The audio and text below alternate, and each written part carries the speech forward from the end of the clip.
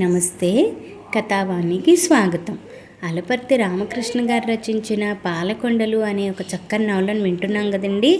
ఈరోజు 4వ భాగం వినేద్దామా? చిట్టియ మరణించినట్లు కబురు వచ్చింది. 50 ఏళ్ళు కూడా నిండలేదు. దిట్టంగా పొలం పనులు చేసుకుంటున్న బావ చనిపోవడం ఏమిటి? ఆశ్చర్యపోయాడు ప్రతాప్. మేనకోడలను తీసుకుని పాలకొండ వెళ్ళాడు. సుగుణను చూసి కన్నీరు మున్నీరుగా విలిపించాడు బాపయ్య తాత. అనారోగ్యంతో మంచాన పడ్డాను. ఏ పని చేయడానికి సత్తు లేదు. చావు కోసం ఎదురు చూస్తూ ఉన్నవాడిని.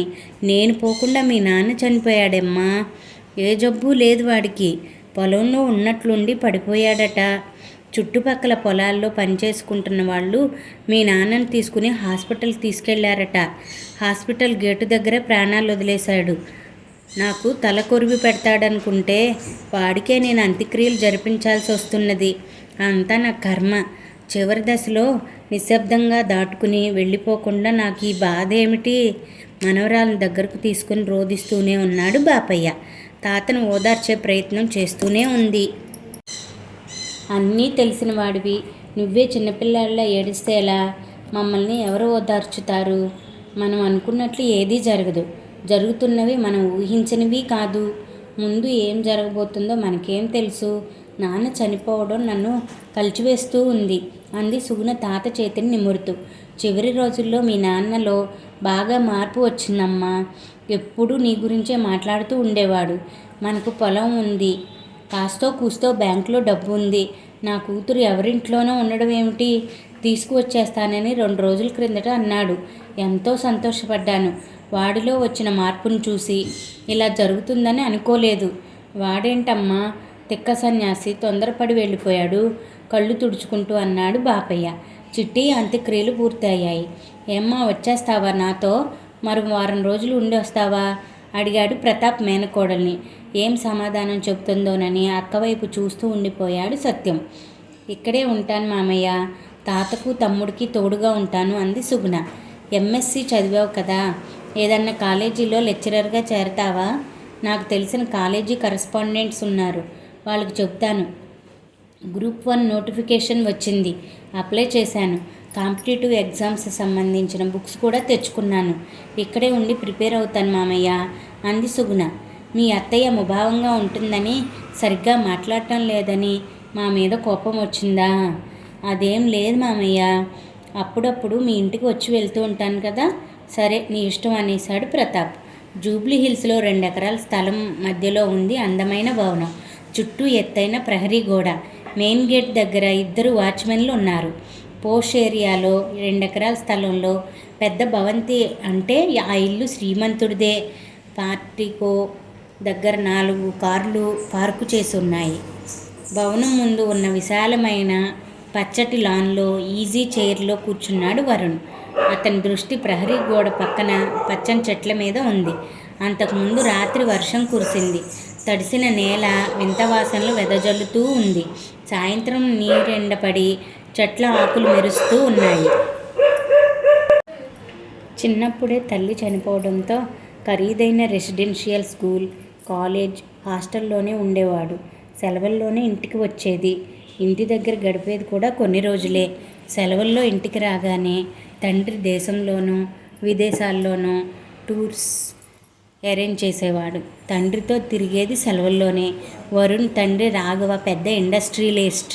ఛత్తీస్గఢ్లో, మధ్యప్రదేశ్లో పవర్ ప్లాంట్లు 2 ఉన్నాయి. సిమెంట్ ఫ్యాక్టరీ కూడా ఉంది. సిటీలో 2 సినిమా హాల్స్ ఉన్నాయి. కొడుకు హాస్టల్లో ఉన్నా, ఇంటి దగ్గర ఉన్నా అబ్జర్వ్ చేస్తూ ఉంటాడు. కోట్లకు అధిపతి కావడం, ఒక్కడే కొడుకు అవడంతో కొడుకుని ఎవరన్నా కిడ్నాప్ చేస్తారో భద్రత కోసమో 4-5 అంగరక్షకులు వరుణ్ ఫాలో అవుతూ ఉంటారు. అది అతనికి తెలియకుండా.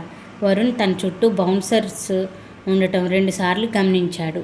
తను ఎవరూ ఫాలో కాకూడదని తండ్రికి గట్టిగా చెప్పేశాడు కాలేజీలో చదువుకునే రోజుల్లో. అందుకే అతనికి తెలియకుండా బౌన్సర్స్లో ఫాలో అయ్యేవాళ్ళు. ఓ రోజు తండ్రితో గట్టిగా పోట్లాడాడు ఆ విషయంపై. నువ్వెక్కడ చదువుకుంటానంటే అక్కడ చదివించాను.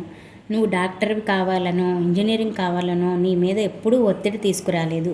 నీ వ్యక్తిగత స్వేచ్ఛకు మన వాళ్ళు ఆటంకం కలిగించరు. నీ వ్యక్తిగత భద్రత మాత్రం నాకు వదిలే, ఓకేనా అన్నాడు రాఘవ. తండ్రి మాట అంటే తనకు గౌరవమే. తను కోటేశ్వరుని కొడుకునన్న విషయం స్నేహితులకు చెప్పేవాడు కాదు. స్నేహితులు కూడా తక్కువే. స్నేహితులతో గంటల కొద్దీ బాతాకాని కొట్టడం, కారు స్పీడ్గా నడపడం, ఆడపిల్లలను అల్లరి చేయడం నచ్చదు. ఖరీదైన డ్రెస్సులు కూడా వేసుకునేవాడు కాదు. సీదా సాదాగా ఉండేవాడు. తండ్రితో మాట్లాడటానికి వచ్చిన వాళ్ళు ఇంట్లో నుంచి బయటకు వచ్చారు. వాళ్ళలో ఇద్దరు తనకు తెలుసు. హాయ్ వరుణ్ అంటూ చెయ్యి ఊపి పలకరించారు. తను విష్ చేశాడు. వాళ్ళంతా నాన్న కంపెనీలో డైరెక్టర్స్. అందరూ బిగ్ షాట్స్. వాళ్ళు వెళ్ళేపోయాక ఇంట్లోకి వచ్చాడు. తన గదిలోకి వెళ్ళి చదువుతూ సగంలో ఆపేసిన పుస్తకాన్ని తీశాడు. పేజీలు తిరిగేస్తూ కథలో లీనమయ్యాడు. 50 మిలియన్స్కి పైగా కాపీలు అమ్ముడుపోయిన పుస్తకం అది. హర్పర్లో రాసిన to kill A mocking bird నవల అది. 9 అయ్యింది. వంట మనిషి గది గుమ్మం దగ్గర నిలబడి మెల్లగా దగ్గాడు. తలెత్తి చూశాడు వరుణ్. నాన్నగారు డైనింగ్ హాల్లో మీకోసం ఎదురు చూస్తున్నారు. భోజనం అయ్యాకే ఫ్లైట్లో ఢిల్లీ వెళ్ళాలట అన్నాడు అతను. ఇంట్లో ఉన్నప్పుడు వరుణ్తో కలిసి భోజనం చేయడం రాఘవకు అలవాటు. సమయం దొరికితే కొడుకును పక్కన కూర్చోబెట్టుకుని కబుర్లు చెప్పడం ఆయనకి ఇష్టం. తండ్రిది డిసిప్లైన్ లైఫ్. కష్టపడి పనిచేయటం, క్రమశిక్షణ, శ్రమ, సమయం వృధా చేయకపోవడం, అవి ఆయన నియమాలు. వ్యాపారం కొన్న కొడుకు గురించి తప్పితే ఏ విషయం పట్టించుకోడు. అమ్మ చనిపోయాక మళ్ళీ పెళ్లి చేసుకోలేదు నాన్న. ఎవరితో శారీరక సంబంధాలు పెట్టుకోలేదు. దురలవాట్లకు బానిస కాలేదు. పార్టీలకు వెళ్ళినప్పుడు 2-3 పెగ్గులు వైన్ తీసుకుంటాడు. అప్పుడప్పుడు తనకు చెబుతూ ఉంటాడు, కొద్దిగా విస్కీ కానీ వైన్ కానీ తీసుకో భోజనం చేసే ముందు. ఆరోగ్యానికి మంచిదే, అయితే లిమిటెడ్గా తాగాలి. ఆ డిసిప్లిన్ ఉన్నప్పుడే ముందు జోలికి పోవాలి. తను నవ్వేశాడు తండ్రి మాటలకు. డైనింగ్ టేబుల్ దగ్గరికి వెళ్ళి తండ్రి పక్కన నిలబడ్డాడు Varun. How are you my son? కొడుకు చేతిని తన చేతిలోకి తీసుకుని ఆప్యాయంగా నిమురుతూ, ఫైన్ డాడీ, కూర్చో భోజనం చేద్దాం అన్నాడు రాఘవ. నెలలో 20 రోజులు ఫ్లైట్లో ప్రయాణాలు చేస్తూ ఉంటారు. రోజు ఏదో ఒక మీటింగ్లో పాల్గొంటారు. Don't you get tired of what you do daddy అడిగాడు తండ్రిని. I enjoy travelling and participation in meetings. రేపు ఢిల్లీలో ఫైనాన్స్ మినిస్టర్స్తో మీటింగ్ ఉంది. రేపు సాయంత్రం తిరిగి వచ్చేస్తాను. నీ ప్రోగ్రాం ఏమిటి? అమ్మ పేరు మీద స్వచ్ఛంద సంస్థను నడుపుతున్నాను డాడీ. యూత్ని గాదర్ చేసి సేవా కార్యక్రమాలు నిర్వహిస్తున్నాను. రేపు మా సంస్థ సభ్యులు పాలకొండ గ్రామం వెళ్తున్నాము. చుట్టుప్రక్కల గ్రామాల్లో స్వచ్ఛ భారత్ కార్యక్రమాలు నిర్వహించడం, చెట్లు నాటడం, అనాథ పిల్లలకు బట్టలు పంచడం, అది మా ప్రోగ్రాం. ఆసక్తిగా కొడుకు చెబుతున్న రాఘవకు అసంతృప్తి కలిగించాయి ఆ మాటలు. 4 రోజులు ఆ ఊళ్ళో క్యాంప్ పెట్టి ప్రతి ఇంట్లో మరుగుదొడ్డి ఉండాలని, వీధులను మురికి చేయొద్దు, అది వ్యాధులకు కారణమవుతుందని చెప్తాం. ఆ తర్వాత నువ్వు ఆ ఊరిని మర్చిపోతావు. ఆ ఊరి వాళ్ళు నువ్వు చెప్పిన కబుర్లు మర్చిపోతారు. నువ్వు చేయవలసిన పని అది కాదో, నీ సొంతంగా ఒక ఇండస్ట్రీ పెట్టు, నలుగురికి జీవనోపాధి కల్పించు. నువ్వు పోస్ట్ గ్రాడ్యుయేట్వి, తెలివితేటలు ఉన్నాయి నీకు. నీ తండ్రి నీకు ఎంత పెద్ద పెట్టుబడి కావాలంటే అంత సొమ్ము ఇవ్వడానికి సిద్ధంగా ఉన్నాడు. 4 కోట్లతో వ్యాపారం మొదలుపెట్టు. 4 సంవత్సరాలకు 400 కోట్లు చేయాలి అన్నాడు రాఘవ. 100 కోట్ల ఆస్తి ఉంది మనకు. ఇంకా మరిన్ని కోట్లు సంపాదించి ఏం చేసుకుంటాం అని అందామనుకున్నాడు. కానీ తండ్రితో వాదించడం ఇష్టం లేదు. తండ్రి అంటే గౌరవం. ఆయన మాటకు ఎప్పుడూ ఎదురు చెప్పడు.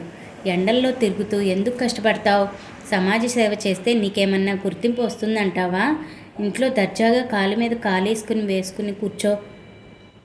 ఇంట్లో కూర్చుంటే జైల్లో ఉన్నట్లుంటుంది. పక్షిని బంగారు పంజరంలో ఉంచి వేళకు తిండి నీళ్లు ఇస్తుంటే అది హాయిగా ఉంటుందా? పంజరంలో నుంచి వదిలేసి స్వేచ్ఛగా ఆకాశంలో తిరగనిస్తే ఆ ఆనందం వేరు.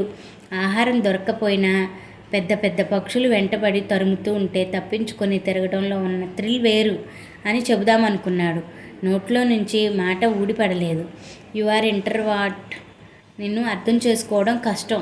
నువ్వు ఎక్కడ తిరిగినా, ఎన్ని లక్షలు ఖర్చు పెట్టుకున్నా, నువ్వేం చేస్తున్నా నేను నీ దారికి అడ్డురాను.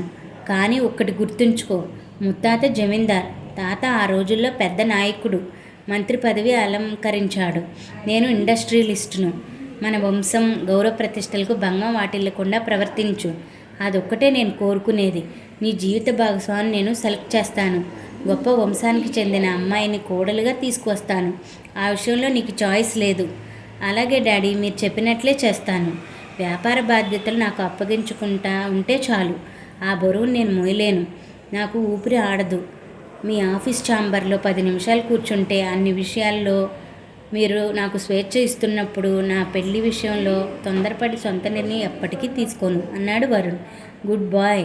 నాకు టైం లేదు. నీతో ఎక్కువసేపు డైనింగ్ టేబుల్ దగ్గర గడపడానికి. భోజనం చేయడం పూర్తి చేసి అక్కడి నుంచి వెళ్ళిపోయాడు రాఘవ. పెళ్లి విషయంలో తండ్రికి ఉన్న పట్టుదల వరుణ్కి తెలుసు. ఆయన స్నేహితుల పిల్లలంతా తల్లిదండ్రుల మాట లెక్క చేయకుండా తనకు నచ్చిన అమ్మాయిల్ని చేసుకున్నారు.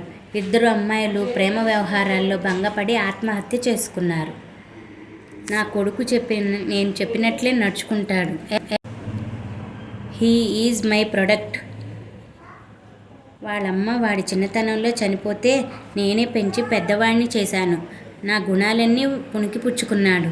మా నాన్న కుదిర్చిన సంబంధమే నేను చేసుకున్నాను. నా కొడుకు కూడా నేను ఏ అమ్మాయిని చేసుకోమంటే ఆ అమ్మాయినే చేసుకుంటాడు అని గర్వంగా చెప్తూ ఉండేవాడు స్నేహితులకు. పెళ్లి విషయంలో తండ్రి నిర్ణయాన్ని కాదన్నాడు తను.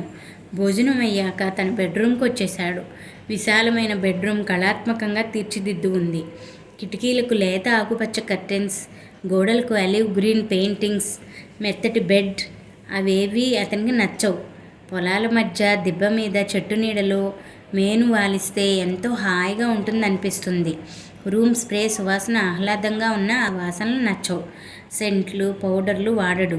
పూల వాసన అతనికి నచ్చుతుంది. కార్పెట్ మీద కంటే మట్టి మీద నడిస్తే బాగుంటుంది. బెడ్ మీద పడుకున్నా నిద్ర పట్టలేదు.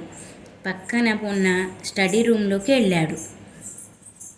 షెల్ఫ్లో పుస్తకాలు ఉన్నాయి. అవన్నీ 4-5 సార్లు చదివేసినవే.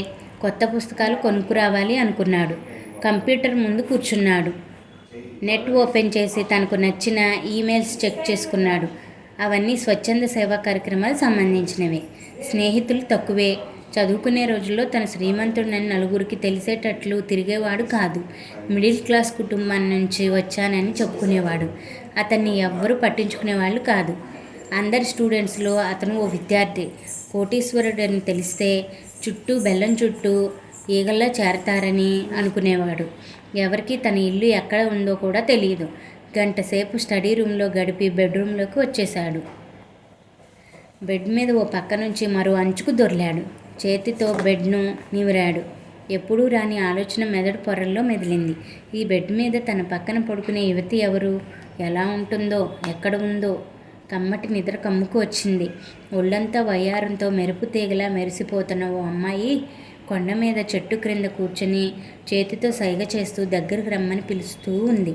ఆ అమ్మాయి దగ్గరికి వెళ్తే అడవి పూల వాసన చుట్టుముట్టేసింది. ఉక్కిరి బిక్కిరయ్యాడు. మెలకువ వచ్చి చూస్తే మెత్తటి దిండు తన ముఖం మీద ఉంది. దిండు పక్కకు నెట్టి లేచి టేబుల్ మీద మంచినీళ్ళు జగ్ దగ్గరికి వెళ్ళి గ్లాస్ మంచినీళ్ళు గడగడా తాగేశాడు. మళ్ళీ బెడ్ మీదకు చేరి నిద్రలోకి జారుకుంటే ఆ అమ్మాయి పక్కన కూర్చుని మాటలు చెబుతూ ఉంది కలలో. ఈసారి మెలకువ రాలేదు వరుణ్కు. చిట్టయ్య పెద్ద కర్మ ఏ లోటు లేకుండా జరిగింది. పైకి కనిపించడు. చిట్టయ్యకు ఉన్న జాగ్రత్త ఎవ్వరికీ ఉండదు. బాపయ్య అనారోగ్యంతో సతమతమవుతుంటే ఒకవేళ ఆయన చనిపోతే ఇబ్బంది పడకుండా ఇంట్లో 50,000 ఉంచాడు. ఆ పైకం చిట్టయ్య కర్మకాండలకు భోజనాలకు సరిపోయింది. కుటుంబ ఆర్థిక పరిస్థితి ఏమిటో తెలుసుకోవాలనుకుంది సుగుణ. తాతను అడిగితే తనకేమీ తెలియదన్నాడు. ఆయనకు లోకజ్ఞానం ఉంది కానీ అక్షరం ముక్క రాదు. ఉన్న 5 ఎకరాల పొలం కూడా చిట్టయ్య కొనుక్కున్నదే. బీరువాలో ఉన్న దస్తావేజులు, బ్యాంక్ పాస్ పుస్తకాలు బయటకు తీసి అన్నీ క్షుణ్ణంగా పరిశీలించింది. 6 నెలల క్రిందట సబ్ రిజిస్ట్రార్ ఆఫీస్లో రిజిస్టర్ చేసిన డాక్యుమెంట్ చూసి ఆశ్చర్యపోయింది సుగుణ. 5 ఎకరాల పొలంలో సగం సుగుణ పేర రాశాడు. బ్యాంక్ పాస్బుక్కుల్లో 6 లక్షల నగదు నిల్వ ఉన్నట్లు తేలింది. బ్యాంకుకు వెళ్ళి అడిగితే ఆ డబ్బును నామినీగా సుగుణ పేరే రాసి ఉండటం మరింత ఆశ్చర్యానికి గురిచేసింది. తన్ను ద్వేషించిన తండ్రి సగం ఆస్తి తన పేరు మీద రాశాడు. తన్ను ఇబ్బంది పెట్టిన రోజుల్లో కూడా తండ్రి అంటే ఎప్పుడూ ద్వేషం పెంచుకోలేదు. కళ్ళు చెమర్చాయి సుగుణకు. చివరి రోజుల్లోనైనా తండ్రి మనసులో తనకు స్థానం దక్కింది. కూతురుగా గుర్తించి కుటుంబ బాధ్యతలు తనకు అప్పగించాడు తన మీద నమ్మకంతో. గుడికి వెళ్ళినప్పుడు పూజారి ఓ విషయం చెప్పాడు. గుడికి ఆ అహోబిలం నుంచి స్వామివారు వచ్చారు. ఆయన మహాపండితుడు. 4 రోజుల పాటు భారతంలోని అద్భుత ఘట్టాలను రసవత్తరంగా వివరించారు. ఆ స్వాముల వారిని చిట్టయ్య ఓ ప్రశ్న అడిగాడు. స్వామి, నేను నా భార్య అందచందాలకు లేనివాళ్ళం. ఇద్దరిది నలుపు రంగు. నా కూతురు బంగారు వర్ణంలో పుట్టింది. దివి నుండి భూకి దిగి వచ్చిన దేవకన్యలా ఉంటుంది. నాకు పుట్టిన అమ్మాయేనా అని అడిగాడు చిట్టయ్య. మీ నాన్న మీ తాతల పోలికలు నీకు వచ్చాయా అని అడిగాడట స్వామీజీ. లేదండి, మా నాన్న తాతలది మంచి పుట్టుక. 6 అడుగుల పొడవు, పెద్ద ఛాతీ, నల్లటి వంకీల జుట్టు, విశాలమైన నుదురుతో నాకంటే చక్కగా ఉంటారు. వాళ్ళ పోలికలకు నీకెందుకు రాలేదు? అయోమయంగా స్వామీజీ వైపు చూశాడు. మీ నాన్న తాత రూపురేఖలు పోలికలు నీకు రాకపోయినా మీ వంశంలో నీ ముందు 7 తరాల్లో ఎవరో ఒకరు నీలాగా ఉండి ఉంటారు. అతని పోలికలే నీకు వచ్చాయి. అలాగే నీ కూతురుకు కూడా మీ నాయనమ్మో అంతకుముందు తరం వారి పోలికలో లేక మీ ఆవిడ ముందు తరాల వారి పోలికలో వచ్చుంటాయి. దేవుడు నీకు నాకు ఎవరికీ కనిపించడు, కానీ ఆయన ఉన్నాడనే అందరూ నమ్ముతూ ఉన్నాం కదా. ఆ నమ్మకంతోనే కదా రోజు నువ్వు గుడికి వచ్చి నా ప్రవచనాలు వింటున్నావు. భగవంతుడి లీలలు తెలుసుకోవాలనే కదా మనం ఇక్కడ కూర్చొని ముచ్చటిస్తున్నది. అరటిపండు ఒలిచినట్లు వివరంగా చెప్పాడు స్వామీజీ. వారం రోజుల తర్వాత చిట్టయ్య పూజారిని కలిసి, నా తప్పు నేను తెలుసుకున్నాను. సుగుణ నా రక్తం పంచుకొని పుట్టిన బిడ్డే. నిన్నే రిజిస్టర్ ఆఫీస్కి వెళ్ళి సగం పొలం ఆ అమ్మాయి పేరు మీద రిజిస్టర్ చేయించాను అని చెప్పాడట. మీ నాన్న అజ్ఞానం అనే అంధకారంలో నడిచాడు జీవితం చివరి దశ వరకు.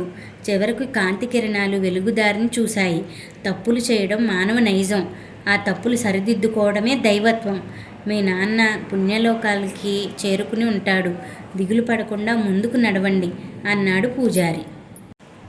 పూజారి చెప్పిన ఆ సంఘటన తాతకు చెప్పింది.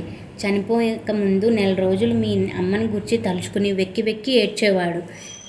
మీ ఆవిడ వెళ్ళిపోయి 20 ఏళ్ళు అయితే ఇప్పుడు ఏడుస్తున్నావెందుకు అని అడిగితే గొడ్డును బాదినట్లు బాదాను. ఒక్కరోజు కూడా నన్ను తిట్టలేదు. ఇంటి దీపాన్ని నేనే ఆర్పేశాను అని బాధపడ్డాడు. నా కళ్ళ ముందే పుట్టి పెరిగి బూడిదయ్యాడు. అవన్నీ మర్చిపోయే ప్రయత్నం చేద్దాం అన్నాడు బాపయ్య. సత్యంకి ఎంసెట్లో 10వ ర్యాంక్ వచ్చింది. గుంటూరులోనే మెడిసిన్ సీటు వచ్చింది. ఫ్రీ సీట్ అయినా బాగా ఖర్చు అవుతుందక్క. MBBS చదివితే సరిపోదు, MS చెయ్యాలి. 7-8 ఏళ్ళు చదవాల్సి ఉంటుంది. MS సీటు ఎక్కడ వస్తుందో తెలీదు. హాస్టల్లో ఉండి చదవాలి. ఆ ఖర్చు తట్టుకుంటామా అడిగాడు సత్యం. ఖర్చు గురించి నువ్వేం ఆలోచించకు. నువ్వు ఎంతవరకు చదివితే అంతవరకు చదివించే బాధ్యత నాది. అవసరమైతే పొలం అమ్మేద్దాం. నువ్వు గుంటూరు వెళ్ళి చదువుకో. నువ్వు డాక్టర్వి కావాలి. పట్టుదలతో చదువు అంది సుగుణ. అలాగే అక్క, సంతోషంతో పొంగిపోయాడు. 4వ భాగం ఇంతటితో సమాప్తమండి. మిగతా నవలను రేపటి భాగంలో తెలుసుకుందామా? Thank you for watching. Please subscribe for more stories.